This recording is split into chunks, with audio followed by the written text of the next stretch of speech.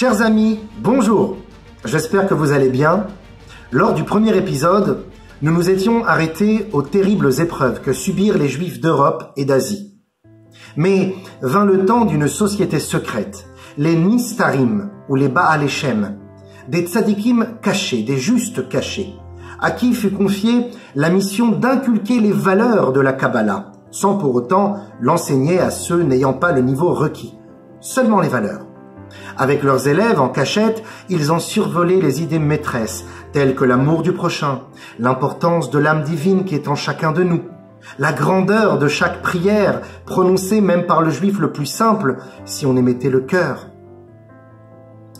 Prenant l'apparence de simples villageois, ces tzadikim cachés voyageaient de ville en ville, de village en village, afin d'apaiser et de renforcer, tant sur le plan matériel que spirituel, les communautés encore accablées de tous leurs maux. Ainsi, la grande majorité des Juifs, et parmi eux de grands rabbins et sommités du peuple juif, qui n'avaient jamais approché la mystique juive, goûtèrent enfin au trésor de la Kabbalah. C'est à cette époque que naquit Israël, un enfant doté de qualités humaines sans précédent. Devenu orphelin dès son plus jeune âge, il fut adopté par les Nistarim. Avec le temps, son érudition dans tous les domaines de la Torah, écrite ou orale, fut reconnue de tous, bien qu'il fît tout pour le dissimuler. Cependant, ses connaissances de la nature humaine et son émerveillement face à la création de Dieu le poussèrent à découvrir la Kabbale, et ceci d'une toute autre manière. Il comptait démocratiser les parties profondes de la Torah en les rendant accessibles à tous. Rabbi Israël apprit à utiliser des plantes à des fins médicinales et ses premières apparitions en public seront celles d'un simple guérisseur qui prescrit des remèdes, donnant des conseils empreints d'amour et se penchant vers les plus malheureux.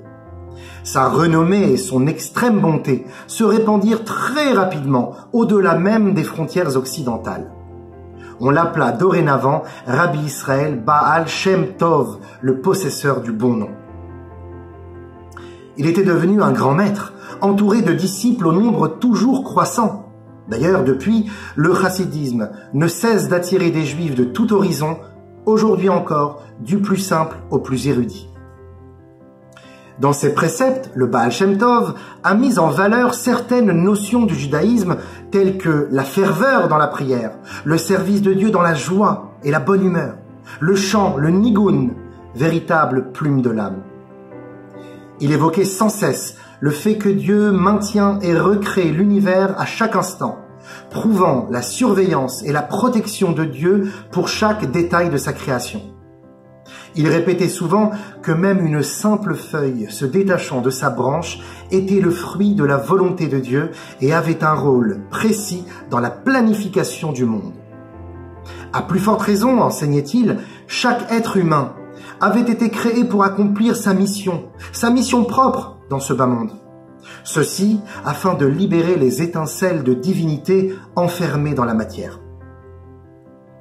Parfois, le simple fait de prendre des nouvelles de son prochain, disait-il, afin qu'il réponde « Grâce à Dieu, tout va bien », constituait à lui seul une mission accomplie.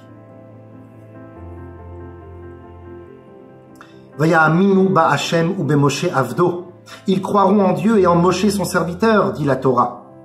Le chassidisme insiste sur l'importance du tzaddik, intermédiaire entre Dieu et les hommes, auquel tout juif doit s'attacher pour y puiser les forces nécessaires à mener à bien sa mission sur terre. Mais ce qui fut mis en avant par le Baal Shem Tov de manière très prononcée fut le Ahavat Israël, le respect et l'amour d'autrui, peu importe son rang social, son niveau de judaïcité ou son érudition. Il aimait particulièrement les gens simples, qui par leur pureté et leur sincérité pouvaient surpasser les plus grands. On lui avait même révélé d'en haut que sa place au paradis lui avait été réservée à côté d'un homme quelconque, mais qui servait Dieu avec ferveur et simplicité. Et il en était comblé. On raconte qu'un jour de Kippour, dans la synagogue du Baal Shem Tov, les fidèles priaient avec ferveur, tous vêtus de blanc, afin de désamorcer un mauvais décret sur la communauté. C'est alors qu'un jeune homme, un jeune fermier, ne sachant pas prier, vraisemblablement analphabète, s'approcha de l'Arche Sainte et cria de tout son cœur la seule prière qu'il connaissait. Cocorico! Maître de l'univers, protège-nous!